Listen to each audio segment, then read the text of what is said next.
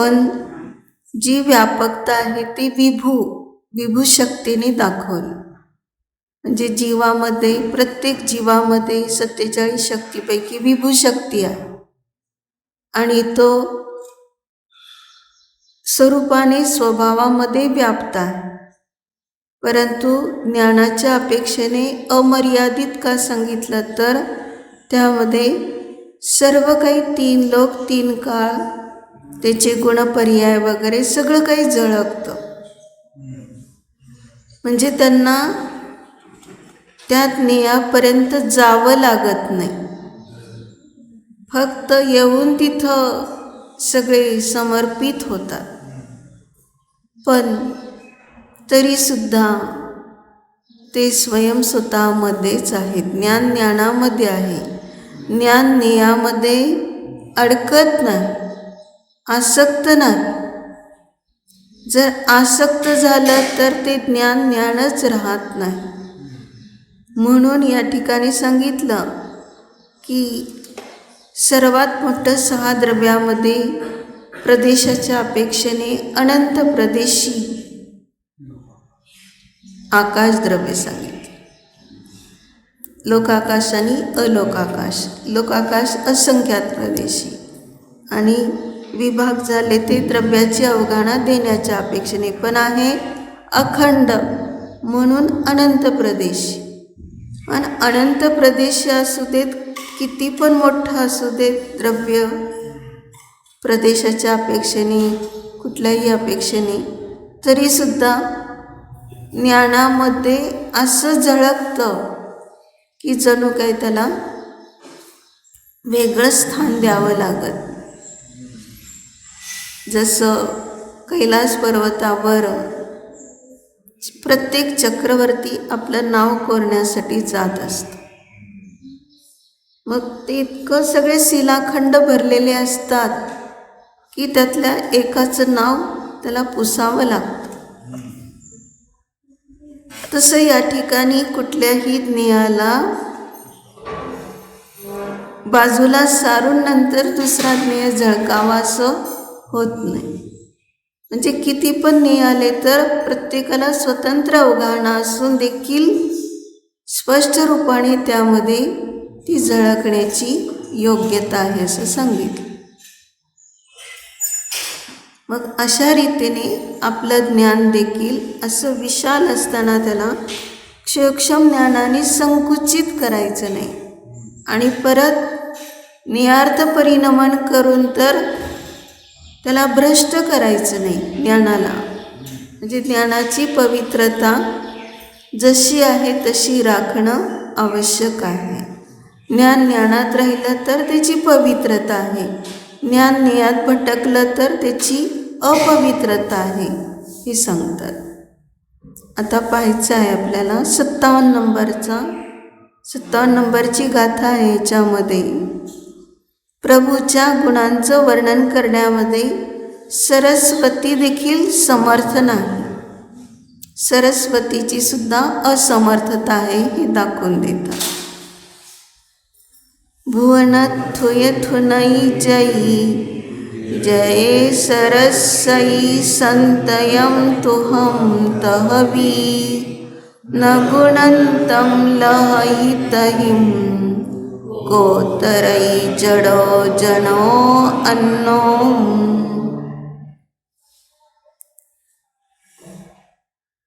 भुवनथुय, थुय म्हणजे स्तुत्य.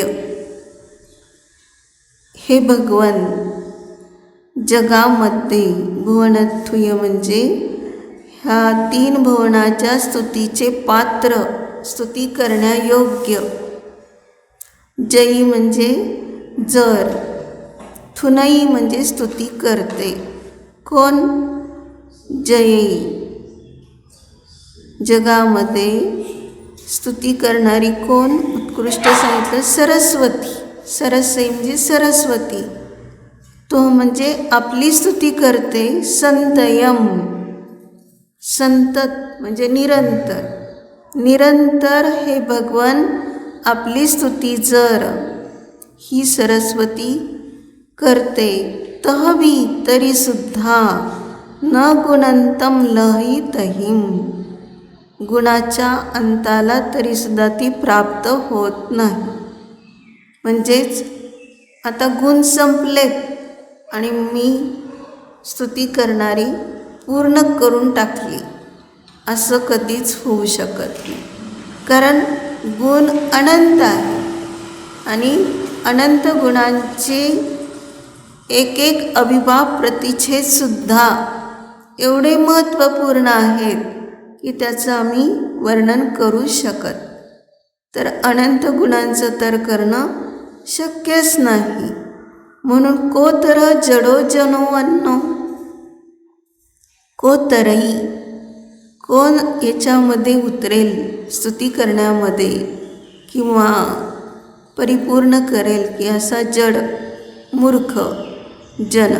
सरस्वती जिथं पार लागत नाही तिथं जे सामान्य लोक आहेत अन्य कोणी ते तर कशा रीतीने याच्यामधून पार होतील, अर्थात तरणार नाहीत, म्हणजेच करू शकत नाही. अर्थात या ठिकाणी सरस्वती कोण आणि जडजन कोण हे समजून घ्यायचे आपल्याला. सरस्वती म्हणजे अशी कोणी एक देवी आहे असं समजायचं नाही. प्रत्येक जीवाची ज्ञान पर्याय ही आहे सरस्वती. कारण सरस्वतीची उपमा देण्याचं कारण हेच आहे ज्ञानाच्या पर्यायाला. कारण त्या सरस्वतीला काय म्हटलं जातं, ती वाणीची महिमावाली एक अद्भुत अशी एक प्रतीक म्हणून निवडली गेलेली वस्तू आहे. परंतु वास्तविक रूपाने जर पाहिलं तर वाणी हे आपलं स्वरूप नाही. कारण शब्द स्तुती केली जाते ती शब्दातून केली गेली. मग त्यावेळेस अशब्द स्वरूप आहे, स्वभाव तर अशब्द स्वरूप आहे. मग वाणीने किती केलं तरी वाणीचा गोचर होत नाही. म्हणजे वाणीचा विषय गुण होऊ शकत नाही. अनंत गुण, त्याचे अविभाग प्रतिच्छेद, ती पर्याय सर्व काही वाणीचा विषय होऊ शकत. म्हणतो काय, मन वचन काय, मनामध्ये जेवढा विषय येतो, मी असं करेल तसं करेल, मी असं बोलेल, मला तसं आता व्याख्यान करायचं आहे वगैरे, असं कोणी मनामध्ये योजना करेल तर ज्ञानात जेवढं आलं तेवढं मनात येत नाही. आणि जेवढं मनात आलं तेवढं वचनात येत नाही. आणि जेवढं वचनात आलं तेवढं कृतीने दाखवू शकत.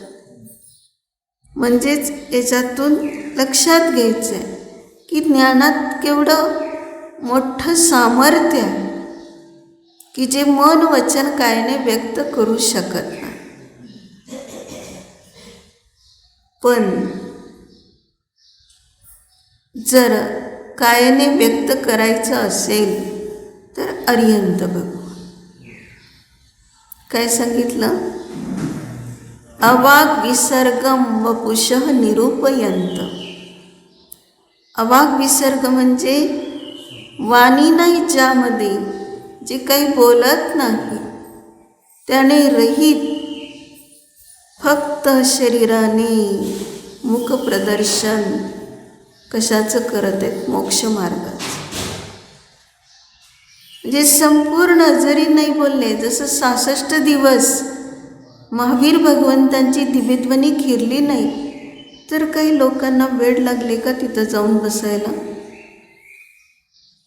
बोलत नसले तरी, दिव्यध्वनी होत नसली तरी समोशरण सभा भरलेली होती. असं काही नाही की दिव्यध्वनी झाल्यावरच ऐकायला बसायचं.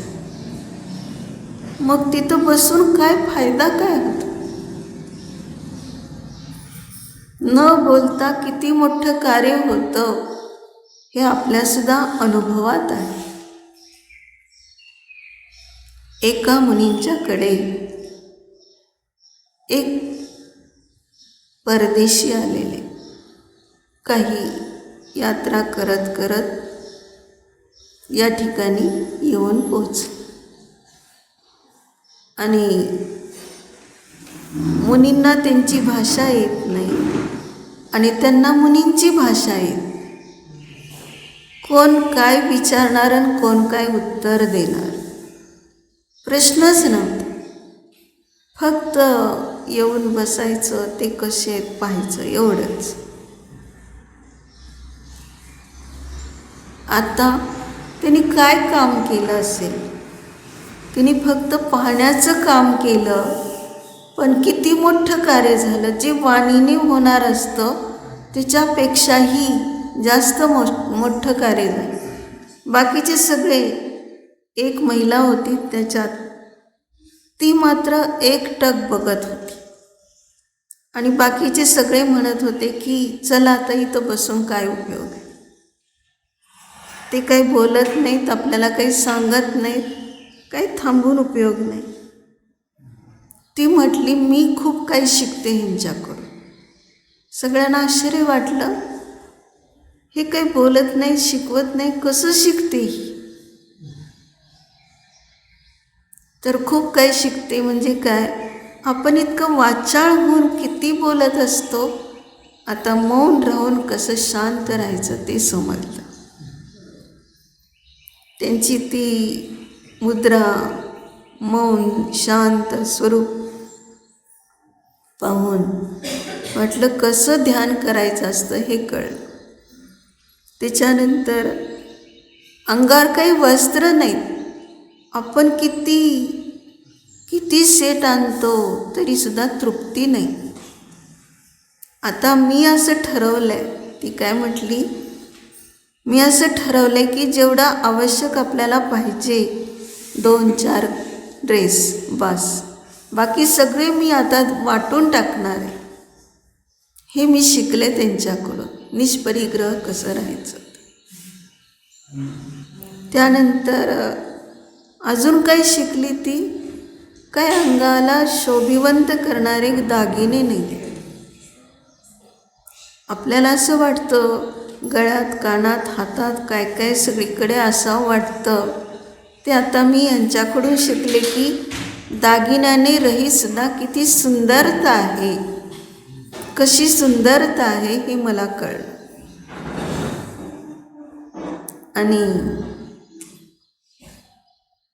अजून काय शिकते, निसंगता. काहीसुद्धा त्यांच्याजवळ परिग्रह नाही, शरीरावर तर नाही पण आसपास देखील काही परिग्रह नाही. चेतन अचेतन मिश्र, सर्व परिग्रहाने रहित ते कसे आनंदी आहे. तसं मला देखील परिग्रहाची हाव करण्याची गरज राहिली नाही. त्याशिवाय सुद्धा आपलं आनंदी जीवन आहे हे मला समजलं. म्हणजे कशातून समजलं एवढं तिला,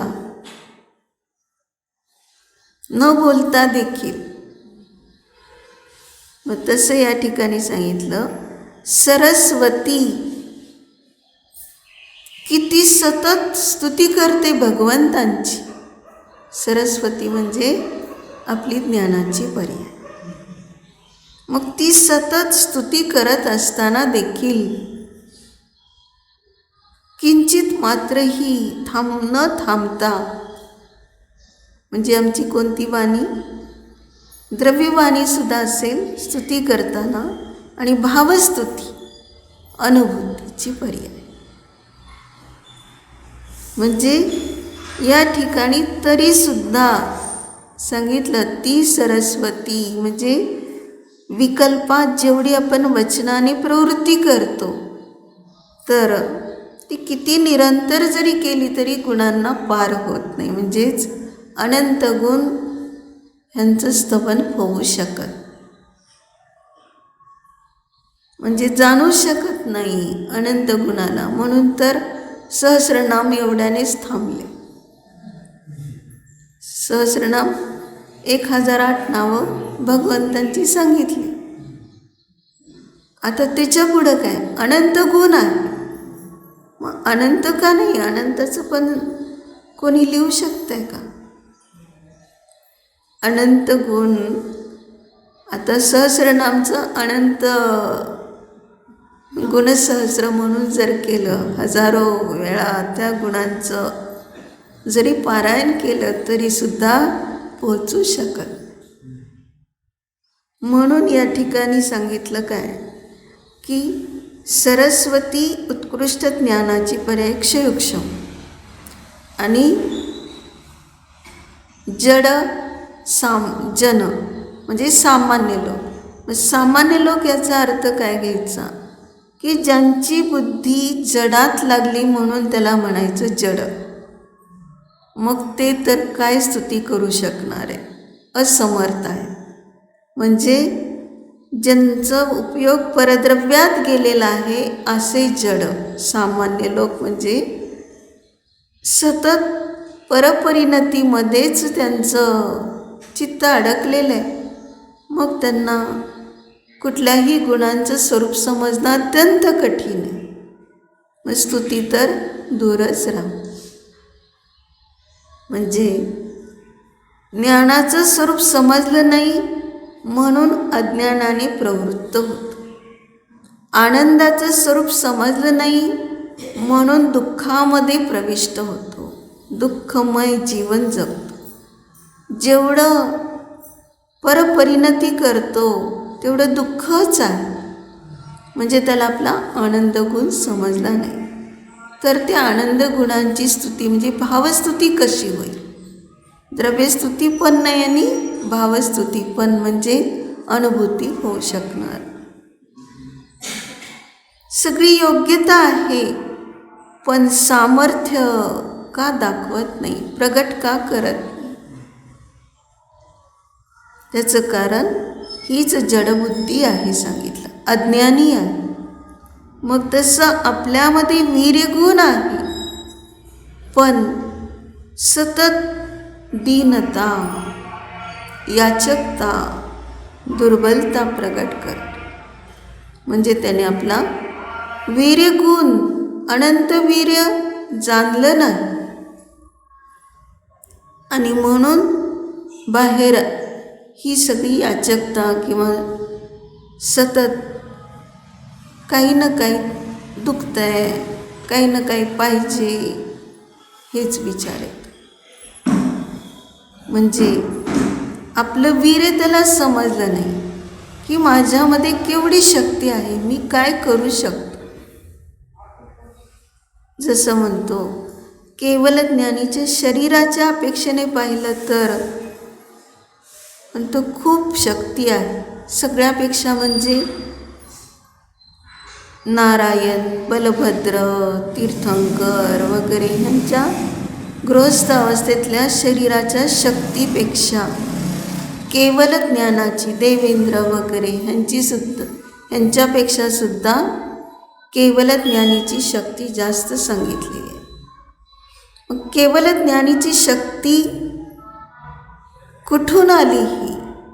तर वीर्य, अनंत वीर्य प्रगट झाले. मग ते अंतरंग शक्ती ही बहिरंग शक्तीला देखील दाखव. याच्यातून आपल्याला पाहायचं आहे की वास्तविक रूपाने जे गुण आहेत ते गुण म्हणजे काय? तर काय त्याची व्याख्या काय आहे? गुण्यन्ते. गुण्यन्ते म्हणजे ज्याचं संख्येच्या द्वारे मोजमाप केलं जातं, परंतु संख्येच्या द्वारे गुणांचं मोजमाप केलं जाणार. मग कसं आहे? गुणाकार. गुण्यन्ते गुणाकार रूपाने. कारण भागाकार रूपाने म्हटलं तर सगळं कमी होत जाईल आणि वजाच्या अपेक्षेने पाहिलं तर आणखीन घटत जाईल. बेरीजच्या अपेक्षेने पाहिलं तर बाहेरचं येऊन मिसळेल. गुणाकार रूपाने म्हटलं तर वाढत जाईल गुणाकार. तर असंही नाही, न घटतंय न वाढतंय. कुठल्याही प्रकाराने कसल्याही प्रकारची ही व्यवस्था प्रत्येक द्रव्यामध्ये जेवढं स्वरूप आहे अनादी अनंत तेवढं अबाधित आहे. न कमी होते वैभव न वाढतंय. तर अशा वैभवातच आम्हाला राहायचंय, आत्मवैभवात. जे घडतंय पडतंय त्याच्या मागे लागायचं नाही. त्याला आपण काय म्हणतो? लक्ष्मी. लक्ष्मी येते आणि जाते. पण ही लक्ष्मी कशी आहे? त्याला ही श्री म्हणून लक्ष्मी सांगितली, ज्ञानलक्ष्मी. ती ज्ञानलक्ष्मी कशी आहे? अंतरंग ज्ञानलक्ष्मी जशी आहे, जेवढी आहे तेवढी आहे. तिच्यामध्ये घटबड नाही. परंतु जे कमी जास्त होते त्याच्या मागे का लागते? पहा, एक उदाहरण आहे. एका घरामध्ये संपन्नता काहीच नव्हती आणि त्या शेठजींना ती लक्ष्मी रोज म्हणायची, मी येऊ का? आणि हे म्हणायचे नको. मग एक दिवस पत्नीने पण ऐकलं. पत्नी म्हणते, नको का म्हणता येते म्हटल्यावर? मग ते म्हणतात की जी जाणारी असते तीच म्हणते येऊ का? मग अशी लक्ष्मी मला नको. मग ती लक्ष्मी म्हणते, ठीक आहे, जाताना मी फक्त सांगते, सांगून जाते. मग स्वीकारलं त्यांनी पत्नीच्या इच्छेप्रमाणे. मग खूप संपन्नता कशी? लक्ष्मी आली म्हणजे कोण? ती कोण एक स्त्री आहे का? नाही. तर त्या दिवशी नेमकं राजाने त्याला कुठल्या तरी एका पदावर नियुक्त केले आणि खूप भरभराट होऊ लागली. धनाची एवढी भरभराट होऊ लागली आणि काय झालं? त्या शेठजींवर एवढा विश्वास राजाचा आणि त्याच्याशिवाय एक क्षण पण जाणार नाही, अशा प्रकारचं दोघांची मैत्री. आणि एक दिवस राजा त्याला आपल्याबरोबर फिरायला घेऊन जात. फिरता फिरता एका वनात आलेले आणि त्या बागेमध्ये सगळं प्रसन्न वातावरण पाहून थकवा आलेला आहे म्हणून एका झाडाखाली निवांत विश्रांतीला बसलेत. तिथंच पहुडलेत आणि झोप पण लागली. आणि हे मात्र रक्षक म्हणून अगदी त्यांच्याजवळ उपस्थित आहेत, बसलेले आहेत. एक माशी सारखी येऊन त्या राजाच्या नाकावर बसते आणि त्यांनी हाताने हलवण्याचा प्रयत्न केला, परत येते. परत कशाने तरी अजून हलवण्याचा प्रयत्न केला तरी तिथंच येऊन बसते. शेठजींना खूप राग आला त्या माशीचा आणि काढली तलवार आणि काय केलं, त्या माशीला मारण्यासाठी अशी तलवार उगारणार, कारण तलवार काढताना म्याणाचा आवाज आला. राजाला जाग आली आणि दृश्य काय पाहतोय राजा, आणि तलवार का उगारली आहे? नक्कीच मला मारायचं दिसतं. आता त्याने किती काही सांगितलं तरी राजाचा विश्वास बसत. आता मनात दोघेच आहेत म्हणून काही बोलला नाही. चाललंय गुपचूप महालामध्ये. पण तिथं गेल्यावर निर्णय दिला, तुला ह्या पदावरून काढण्यात आलेला. लक्ष्मी पण त्याच वेळेस म्हणते, मी तुम्हाला सांगून चालले आता. म्हणजे सांगायचं काय होतं याच्यात, की वास्तविक रूपाने ही जडलक्ष्मी कशी आहे, कशी नाशवंत आहे, ती आपल्याला ग्रहण करण्यायोग्य नाही. म्हणजे बाहेरच्या धनामध्ये आमचं चित्त अडकून घेण्यायोग्य नाही. जे काय आहे ते आपल्या स्वरूपातच आहे. म्हणून सांगितलं. आता इथं परत स्त्रीचीच उपमा दिली.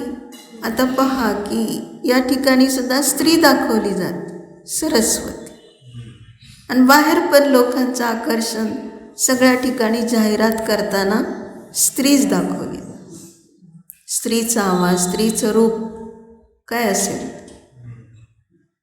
परंतु तिकडे बाहेर लोक होतात ते बेडेपिसे, आणि इकडे लोक जरी स्त्रीची उपमा दिली सरस्वती म्हणून, तरीसुद्धा या ठिकाणी ही सरस्वती काय आहे समजून घेतात की ही आपली ज्ञानाची परी. त्यामुळे या ठिकाणी करण्यायोग्य कार्य काय आहे, भेद विज्ञान करून स्वभावाला जाणणं. निरंतर संत हे शब्द वापरला. ती सरस्वती निरंतर स्तुती करेल तरीसुद्धा त्या अनंत गुणाला पार होऊ शकत. पण आपली ज्ञानाची पर्याय ही जर भावस्तुती करेल, म्हणजेच निजध्रुवाचा विषय करून अतींद्रिय आनंद भोगेल, तर मात्र या ठिकाणी विराम नाही. आणि सतत परिपूर्ण अखंड द्रव्य जाणलेलं आहे, याच्यामध्ये कमतरता नाही. या ठिकाणीच ज्ञानात राहण्यामध्ये जे आपलं स्वरूप दिसून येत आहे ते ज्ञान नेयात गेल्यावर नाही. म्हणून नेयापासून भिन्न हे दाखवण्यासाठी सुद्धा सरस्वतीची उपमा घेतलेली आहे. पुढं सांगितलं काय की वास्तविक रूपाने जरी ही सरस्वतीची उपमा दिलेली आहे तरीसुद्धा स्तुतीस पात्र असलेले भगवान ते वाणीच्या द्वारे त्यांना आम्ही पोहोचू शकत नाही. म्हणून स्वयं स्वतःला जाणू शकतो ती भावस्तुती करूनच, म्हणजे स्वतःच्या स्वरूपात राहू. म्हणून सांगितलं की जिथं ज्ञानावरण कर्म आहे त्या ठिकाणी क्षयक्षम जेवढा प्रकट झाला तेवढ्या अपेक्षेने स्तुती करणं, आणि क्षय झाला त्यावेळेस तर पूर्ण स्वतःच्या स्वरूपामध्येच. दिसते बाहेरून दिवेध्वनी करणारे, दिसते बाहेरून 3 लोक 3 काळ झळकले ज्ञानात, पण पूर्ण उपयोग स्वभावामध्ये. मग हे खरे जो आपला आत्मा कारण परमात्मा, तो पूर्ण कार्य परमात्मा जेव्हा प्रगट होतो तेव्हा परिपूर्णता ही त्याची आहे की किंचित मात्रही गॅप न पडता स्वयंस्वरूपाला जाणत राहा. म्हणून पुढे काय सांगितलेले पहा की 58 नंबरची गाथा आहे. आकाशाप्रमाणे प्रभूच्या गुणांचं वर्णन करण्यामध्ये वाणी पक्षिणी, आता पक्षिणीची उपमा घेतली. वाणीरूपी पक्षिणीची असमर्थता आहे हे दाखवतात. कसं आहे ते सांगतात इथं. खैरिव संचरन्ति तिवण गुरुतुः गुणोः गयनम्मी दूरं पिगया सुरं कसगिरा पत्तपेरंता. काय सांगितलं? वास्तविक रूपाने हे भगवान कसे? त्यो यन गुरु, हे त्रिभुवनाचे गुरु. गुरु शब्दात संबोधन केलेलं आहे. नेहमी नाथ ह्या शब्दात केलं जातं. नाथ म्हणजे जर कोणाला आपलं स्वामित्व दिलं तर समर्पणाची भाव झाली, व्यक्तता केली. आणि नाथ म्हणजे त्यांच्याकडेच सगळं काही आपली जबाबदारी. पण या ठिकाणी आता गुरु म्हटले म्हणजेच आदरणीय. कारण आपण कसे आहात, 3 लोकातल्या जीवांना मार्गदर्शन करणारे आहात, मोक्षपथ दाखवणारे आहात, म्हणून आपण गुरु आहात.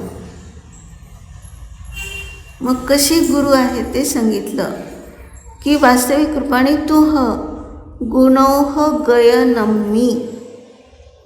आपल्या गुणोह, ओह म्हणजे समूह, गुणांचा जो समूह आहे त्या गयनम्मी म्हणजे आकाशामध्ये. गुणसमूहरूपी आकाश घेतलेलं आहे. त्या आकाशामध्ये खैरीव संचरंती, त्या आकाशात गमन करणारे आणि जे खैरीव म्हणजे काय घेतलं? खचर. खचर, ख म्हणजे आकाश, चर म्हणजे आकाशात उडून फिरणारे. मग त्यांना म्हटलं जातं पक्षी. मग अशा रीतीने खचरीव म्हणजेच पक्षीप्रमाणे जरी संचरण करताय.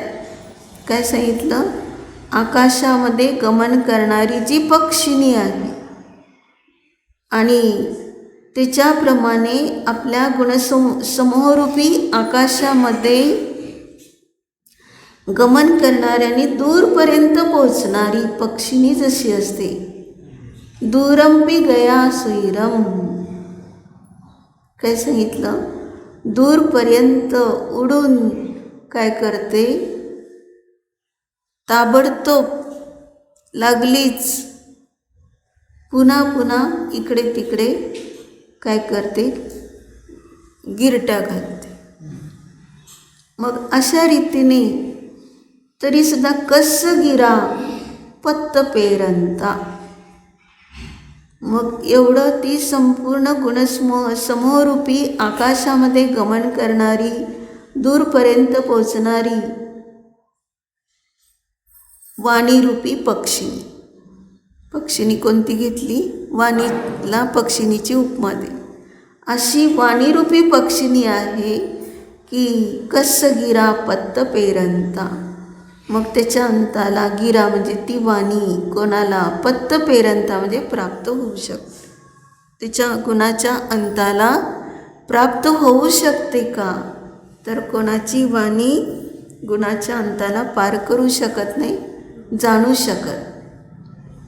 मग आता या ठिकाणी पक्षिणीची उपमा घेण्याचं कारण लक्षात घ्यायचं आहे. किती आपण पाहिलं, आकाश विशाल आहे, सर्वात मोठं, आणि अशा आकाशात उडणारी ही पक्षिणी. तशी आमची वाणी एवढी खूप काही विस्तृत वर्णन करणारी आहे. एवढं विस्तारयुक्त. गुणस्तोकम तदुल्लंघ्य सांगितलं. थोडेसे गुण असतील तरी त्याचं उल्लंघन करून बहुत्व पुष्कळ वर्णन करणारी कथास्तुती, तव कथास्तुती असं म्हटलं. ही तुमच्या स्तुतीची कथा आहे असं जरी म्हटलं तरीसुद्धा ती वाणी गुणाला पार करू शकत. मग ती पक्षिणी जसं किती जरी आकाशात इकडून तिकडं फिरली, किती दूरपर्यंत गेली, तरी परत ती कुठं येते? आपल्याच घरट्यात येते. तसं थकून थकून हा जीव पुन्हा त्या वाणीला विश्राम देतो, विराम देतो. म्हणून तिथं पक्षिणीची उपमा घेतलेली. मग आता या ठिकाणी अध्यात्म कसं होईल पहा.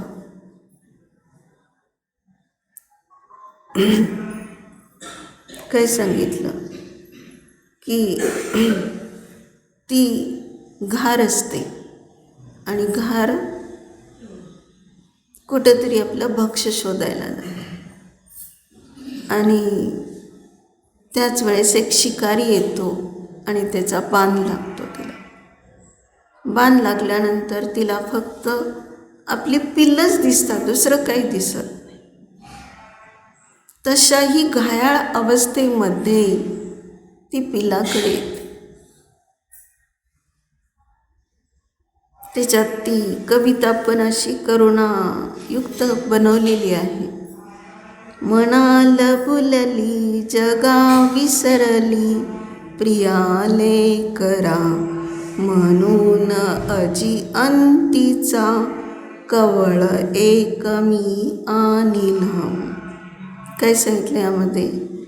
तुम्ही पक्ष्यांना म्हणते, तुम्ही म्हणाल की गेली तिकडंच भुलली आणि आपल्या मुलांना विसरली,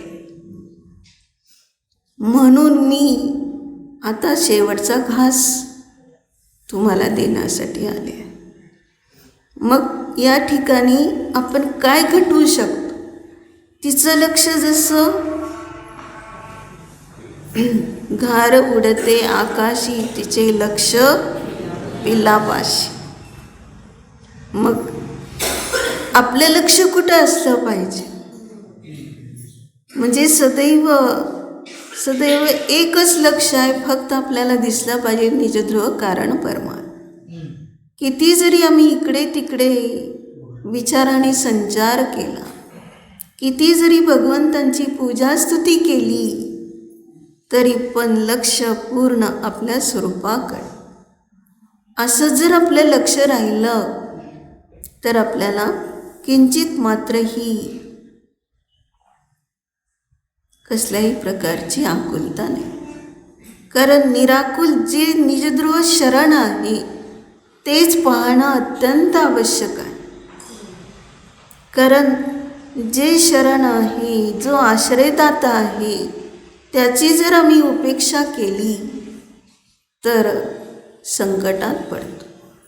बाहेरच्या लौकिक व्यवहारावरून पण असं दिसतं की जो आश्रयदाता तुटला तर त्या ठिकाणी भयभीतता आहे.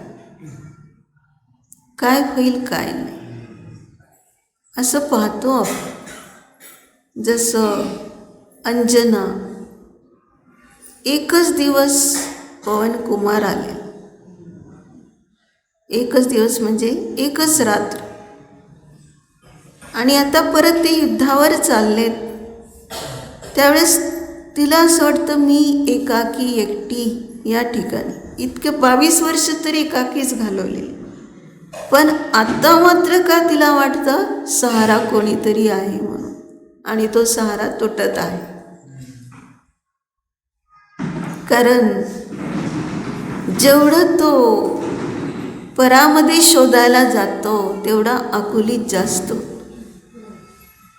आणि जोपर्यंत एकत्वाचं, आपल्या एकत्व विभक्ताचंच चिंतन आणि त्यामध्येच राहणं, तोपर्यंत किती निराकुलता.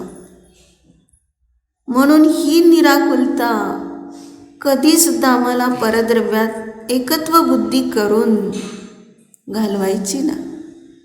कारण आपण पाहतो की कोणीतरी जन्माला आला की त्यावेळेस सगळे हसतात, त्याचं स्वागत करतात.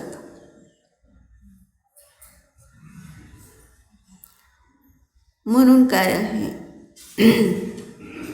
ते भजन पण सांगितलं ना, तू जगात येता हास्य दिसे परी अंत समयी हे रुदन असे. मग काय म्हणतात लोक की तू आला की हसतात लोक आणि शेवटी रडतात. मग हे कशासाठी असं होतं तर आम्ही समाधी मरण साधत नाही. म्हणजे आम्हाला खरं आलाय कशासाठी हा उत्सव पण इंद्राने जो केला जन्मकल्याणिक म्हणून, गर्भकल्याणिक म्हणून, की पुन्हा दुसरा जन्म घेणार नाही, पुन्हा दुसऱ्या गर्भात जाणार नाही. आणि पुन्हा तपकल्याण करताना सुद्धा तिथं निष्क्रमण महोत्सव हे नाव दिले. म्हणजे अशी एकदा वाटचाल झाली पूर्ण रूपाने. म्हणजे पूर्ण रूपाने. क्रमण म्हणजे असे घरातून बाहेर पडलेले आहेत की पुन्हा अशा घरामध्ये प्रवेश करणार नाही. चैतन्य घरातच असे कायम राहणारे त्यांचं ते निष्क्रमण महोत्सव, त्यांचंच ते केवल ज्ञान महोत्सव की पुन्हा क्षयक्षम ज्ञानात जाणार. आणि त्यांचंच निर्वाण कल्याणिक की पुन्हा मरणाच्या दारात येणार. म्हणजे जन्म नाही, मरण नाही, अशा ठिकाणी ना हर्ष ना शोक, म्हणजे समता स्वरूप. हे फक्त जे दाखवून दिलं कल्याणिक, आणि त्या निमित्तात बाहेरचा उत्सव दिसतो, प्रभावना दिसते, परंतु अंतरंग परिणत झालेला इंद्र काय विचार कर. म्हणजे आम्ही या ठिकाणी फक्त बाह्य प्रभावनेला पाहतो, पंचकल्याणिक आम्हाला देखील करायचेत म्हणतो, पण पंचकल्याणिकाचा सार समजणं अत्यंत आवश्यक. पंचम पारिणामिक भावाचा आश्रय केल्याशिवाय पंचकल्याणिक होत नाही. म्हणजेच त्या इंद्राने सुद्धा अशी अंतरंग परिणती केली की ते आता दुसरा भाव मनुष्याचा प्राप्त करून मुनी होऊन मोक्षाला जाणार. म्हणजे किती वारंवार त्यांना हा प्रसंग विदेह क्षेत्रात, भरत क्षेत्रात सतत त्यांना हे कल्याणी करण्याचे प्रसंग आलेले आहेत. तेवढा संस्कार, तेवढे काळपर्यंत झालेले हे संस्कार, हे सगळे संस्कार आत्म्याच्या अपेक्षेने झालेत, बाहेर कशातही रमले नाही. बाहेर त्या मनुष्याला वाटत असेल, कर्मभूमीतल्या मनुष्याला, अरे किती मोठं वैभव, ही किती रत्नांची वर्षा, त्याला काहीच त्याची किंमत नाही. त्या इंद्राला त्याची किंमत नाही म्हणून सगळं टाकलंय. आणि जर इथं त्याची किंमत समजून वेचत बसलो त्या रत्नाला, तर चैतन्य रत्न विसरून जाईल. म्हणून चैतन्य रत्नाची किंमत करण्यासाठी एवढं त्यांनी वैभव ओतलं, आणि आम्ही चैतन्य रत्न विसरण्यासाठी ते वैभव स्वीकारतोय. म्हणून आम्हाला ह्याच्यातून विचार करायचा आहे की वास्तविक स्तुती काय होते, कशाची होते. म्हणून पार लागत नाही एवढंच म्हणतो. मला काही बोलता येत नाही, मी अडखळत बोलतो. अरे तुझी वाणी कुणी पाहिली आहे? अशब्द स्वरूप पहा, अशब्द स्वरूपाला जाणलं आणि ते काम करतंय आत्मानुभूतीचं, भावस्तुतीचं. ही एवढी महानता या ठिकाणी कंठ तालूची अपेक्षा नाही आहे त्याला. म्हणजेच या ठिकाणी कशा प्रकाराने केवळ या ठिकाणी अंतर्मुहूर्तपर्यंत भगवंताजवळ बसून जरी आहे, मुखाने काही स्तुती करत नाही, पण ध्यान इतकं उत्कृष्ट लागलंय अंतर्मुहूर्तात. केवळ कोणती स्तुती झाली त्यांची, म्हणजे आपल्याला वाटल